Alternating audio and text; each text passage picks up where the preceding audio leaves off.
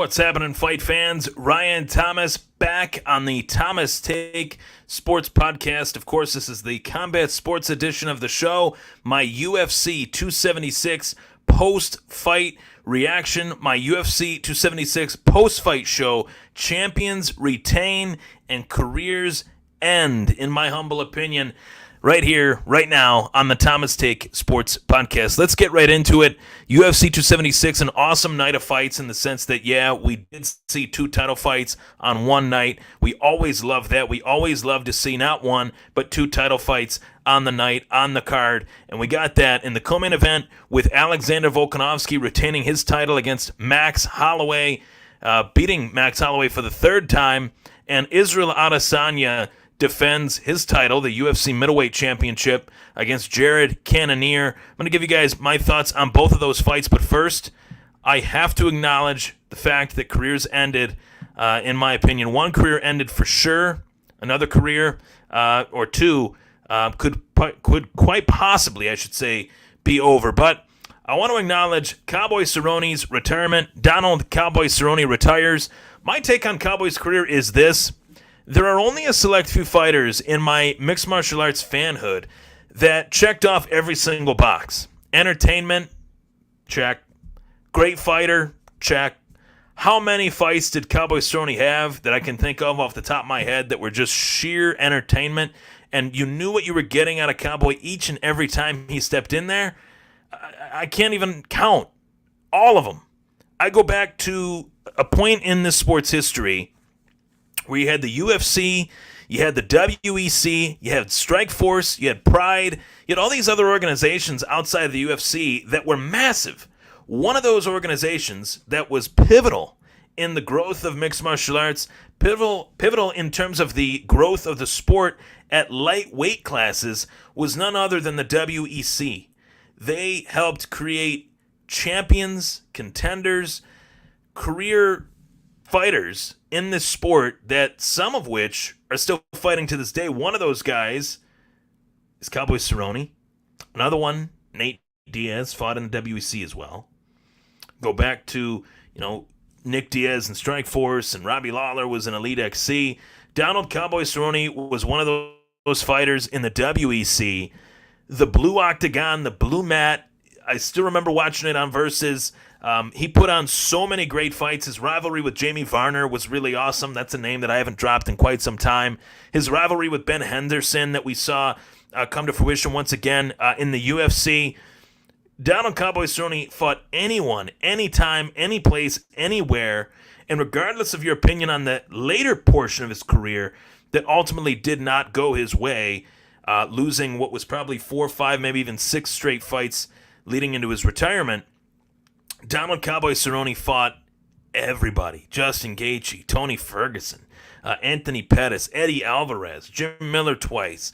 I can go on and on and on in discussing the career of Cowboy Cerrone, but my one biggest takeaway from it is that he's a fighter that didn't know when to get out, when to stop. It's very tough for fighters to come to that realization that they might not have it anymore. And unfortunately, Cowboy went beyond the brink of pushing the envelope of that notion, and retiring at the age of 39, fighting at that age, is something that is a very tough thought to wrap your head around in terms of putting your body on the line at that age and putting it to the test at that age. And Cerrone was able to do that because he's just a true American badass. That's the best way to put it. I think he's the true BMF in terms of, Jorge Masvidal and Nate Diaz fought for that title and Jorge Masvidal won it and all that. But the true BMF of the UFC, without a shadow of a doubt, is Donald Cowboy Cerrone. The fact that you have these statistics in regards to Cerrone's career, he fought at welterweight 16 times. That's a career in and of itself, when this man was a career lightweight. At one point, this guy was fighting 4 or 5 times a year. I hope that Donald Cowboy Cerrone heads to Hollywood and makes it big. I hope this guy ends up making millions and millions and millions of dollars in Hollywood. I think he has the ability to. I think he has the capability of star power through mixed martial arts that only a few guys have been able to really capture. And I'm talking the best of the best. And Cerrone didn't even need a belt to do it. That's the best part of the fame factor in Cowboy Cerrone's career, is that he didn't even need a belt to achieve the fame that he did. He had a title shot against RDA. It didn't go his way. Was on the precipice of getting another title shot. He was knocked down, but always found a way to fight back and get back into the conversation until the end of his career, of course. So Donald Cowboy Cerrone, he deserves a lot of credit for ushering in so many fans into this sport. A true UFC Hall of Famer. I'd be stunned if Donald Cowboy Cerrone didn't find himself in that UFC Hall of Fame within the next 2 weeks, in my opinion. I mean, I would serve that up as soon as humanly possible, and I'd imagine that they will. He deserves it. He belongs there, and he's a true legend, in my opinion. So it's going to be a tough moment for fans in terms of the star power that he brought, in terms of the excitement that he brought to the cage, realizing that we're never going to experience that again. But if anybody deserves to ride off into the sunset, literally and I guess tongue-in-cheek speaking, it's Donald Cerrone. This man's made a lot of money over the course of his career. He had a few money fights, none bigger than, of course, fighting Conor McGregor. And he deserved all those opportunities to make as much money as humanly possible. I talk about fighter pay quite often on the show, and Cerrone deserves every opportunity to make as much money beyond his fight career as much as he did within his fight career. So, Donald Cowboy Cerrone, I salute you. Obviously, he was one of those fighters that helped me become a massive fan of this sport, and I'm going to miss him because he always brought it to the very end. So much respect to him. I want to acknowledge that. Ultimately, the fight between Jim Miller and Donald Cowboy Cerrone on Saturday night alluded to the fact that whoever won that fight was the winningest fighter in UFC history. Cerrone second, Jim Miller first.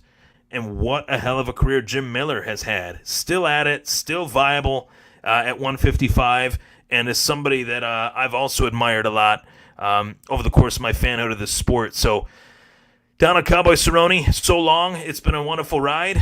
We move on to another heartbreaking moment. This was a night, okay? I want to acknowledge in this UFC 276 post-fight show, champions retained, careers could quite possibly be coming to an end.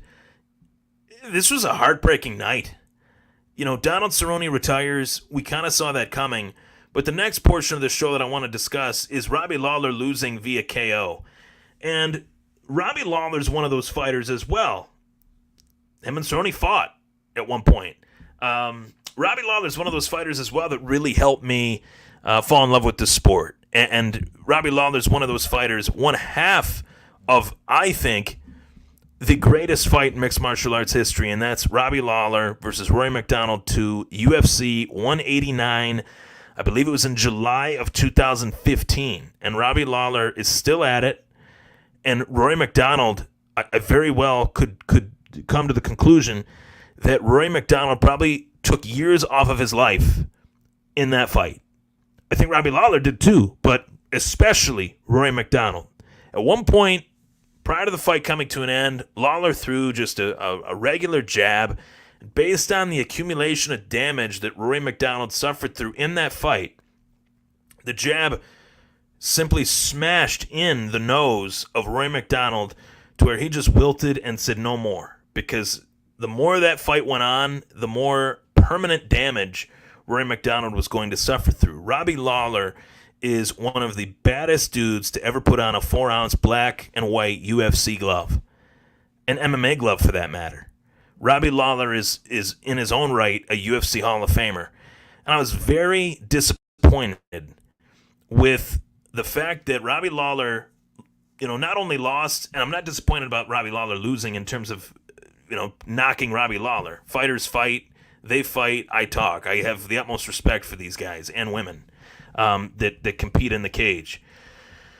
But what frustrated me about that fight is the moment that it ended. The moment that it ended was prolonged. The damage that Robbie Lawler was accumulating was accruing against the cage, against the fence, with Brian Barberina throwing hooks and jabs and just unloading. Whoever the ref was in that fight, I wanted to try to look it up, but unfortunately I wasn't able to find it. He was terrible. And honestly, I feel that ref shouldn't ref for a good while, whether it's a suspension, whether it's a fine, something.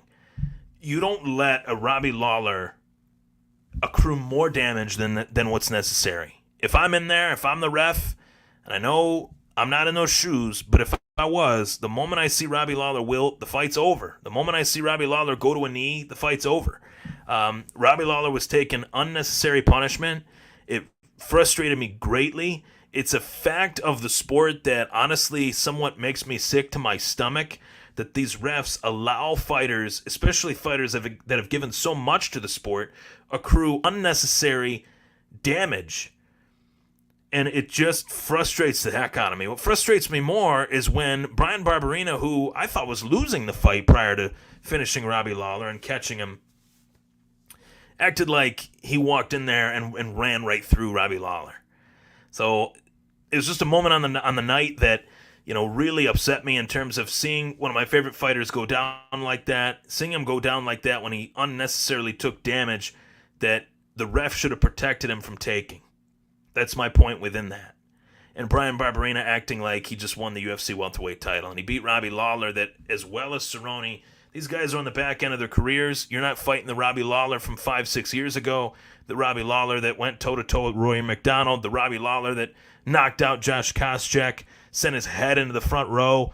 You're not fighting the Robbie Lawler that has been a warrior these last 5 years. And due to Robbie Lawler being a warrior, that's why you have the version of Robbie Lawler that you have now. And it's a lesser version, granted, but it's still a version that I would never want to step in there with. Still a version of Robbie Lawler that I would never bet against. I would never bet against Robbie Lawler, ever. That guy has so much heart, so much of a warrior spirit that I hope to see him again as a fan. But to be quite honest with you, in the tagline of this show, careers come to an end, champions retain, I would not be shocked.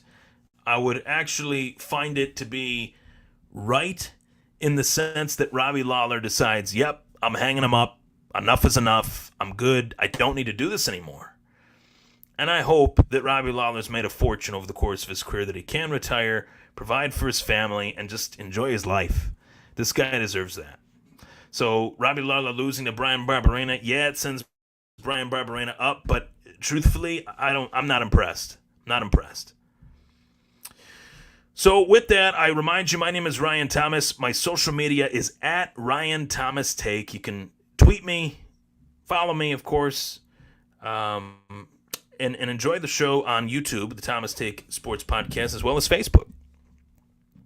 So the next fight that I want to discuss is Alexander Volkanovski finishing Max Blessed Holloway.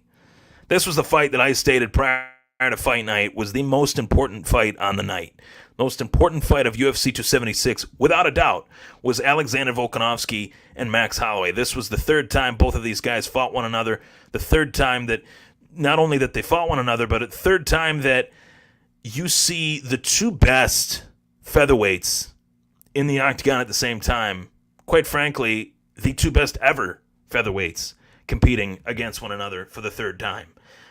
This fight was everything. This fight was a legacy fight for Max Holloway. This fight was a legacy fight for Alexander Volkanovski.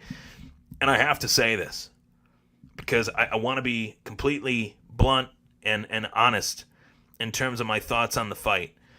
I came away from this fight with Alexander Volkanovski and Max Holloway extremely, extremely frustrated and extremely disappointed.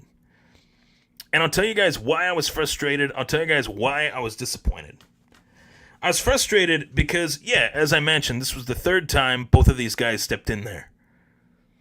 So there was a lot on the line. And I really feel that I still do not know the answer. And you're going to say I'm crazy for this. And I don't blame you to an extent. But we still don't know which one is better. And I say that because as much as I want to give Alexander Volkanovski all the credit in the world for the performance of his career, essentially, he dominated Max Holloway. 50-45 on all three judges' scorecards. I don't disagree with that. I know what I saw. I saw Alexander Volkanovski land shots at will on Max Holloway, but Max Holloway allowed him to do it. It's not like Alexander Volkanovski came in there with this random, brilliant Albert Einstein game plan that threw Max Holloway off his tracks. I really feel Max Holloway went in there with whatever game plan it was, and that game plan was downright horrible. Horrible.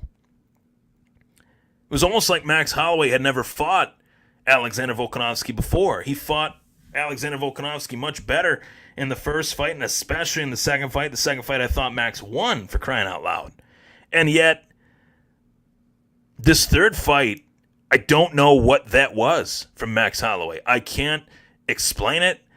I know I never want to watch it again in terms of that fight. I know we're never going to see Volkanovski and Max Holloway fight for the fourth time. There's no need for it.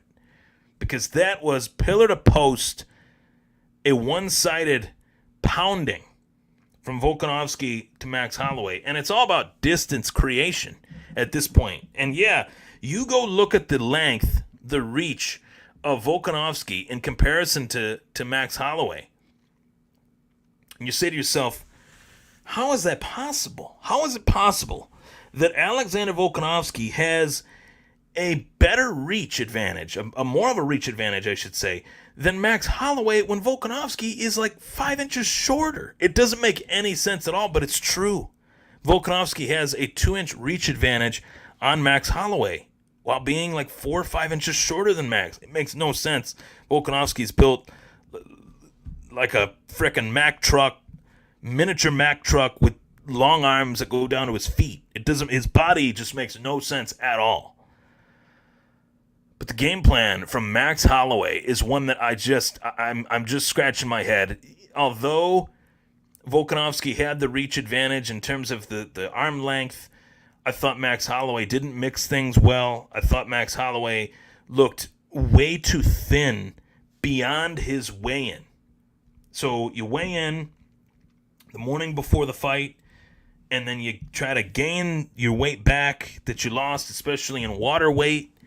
And the version of Max Holloway that actually was in the ring, in the cage, was very small, was very thin, and looked very frail and weak in the fight, especially in the grappling exchanges.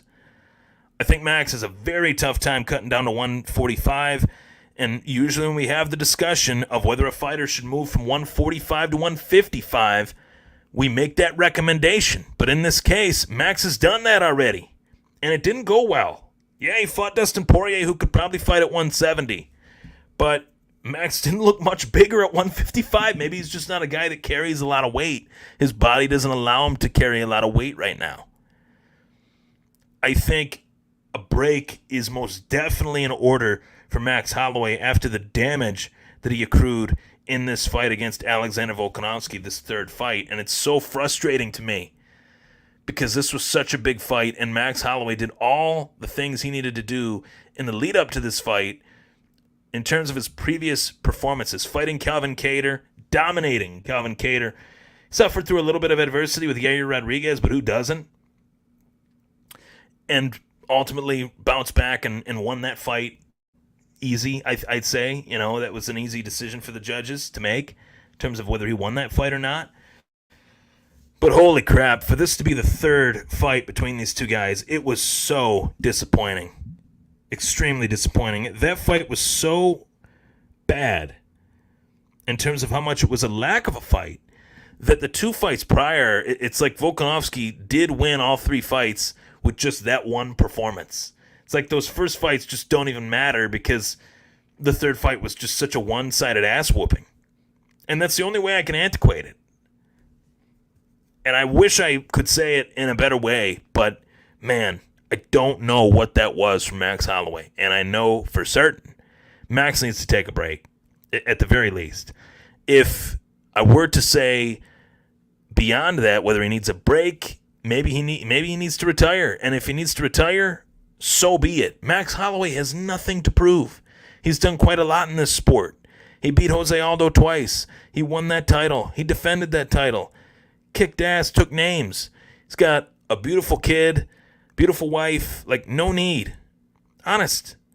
If Max Holloway never fights again, I don't need it. I'm cool with it. I'm fine. I don't need more. I need Max Holloway to be healthy. That's what I want. I want to see this guy conquer the world in other ways that doesn't allow him to accrue the damage that he has. And the fact that Max has never been dropped, my God. I mean, he took so many shots to the face. The cut on his eyebrow on Saturday night was one of the most disgusting cuts I've ever seen in a fight, whether it be boxing or mixed martial arts. My Lord, that was brutal. Last and certainly not least, Israel Adesanya retains his title in an underwhelming performance. I'm sitting there knowing the trash talk that Izzy laid down on Jared Cannonier, knowing the bravado of Israel Adesanya, and understanding that Israel Adesanya is a superstar right now. He's the biggest superstar in mixed martial arts, no doubt about it. But that performance on Saturday night was so underwhelming that I almost fell asleep. Yep, I almost fell asleep. So we saw this once before from Izzy against Yoel Romero. We saw it a little bit against Marvin Vettori. I know that Izzy has a lot to lose. The belt, the fame, endorsements without that belt, gone. But man, he's got to put it on the line at some point. And I do believe the UFC is looking at this as a business and saying, well, we're going to put him in there with a guy that will force him to put it on the line. That being Alex Pereira, who had the best knockout of the night, without a doubt. Izzy's true rival knocks out Sean Strickland, and he is next. Alex Pereira is next for Israel Adesanya, no doubt about it. That fight is so interesting because Pereira has two victories, I should say, against Izzy in kickboxing. Kickboxing, much, much different than mixed martial arts, of course. But that's the fight. It's a great rivalry. It's a great story. When it happens, maybe by the end of the year, maybe by the start of 2023, all I know is this. Each UFC pay-per-view, I will be right here on the Thomas Take Sports Podcast giving you guys my preview, prediction, and then when the fights happen, shortly that week after, I give you my post-fight reaction. Hope you guys enjoyed this show. This was the UFC 276 post-fight show. Champions retain, and quite possibly careers come to an end. We know for certain one did, and Donald Cerrone. Will Robbie Lawler hang him up? Will Max Holloway hang him up? Either way, three fighters that have three great legacies in the sport of mixed martial arts. I'm Ryan Thomas. Keep punching.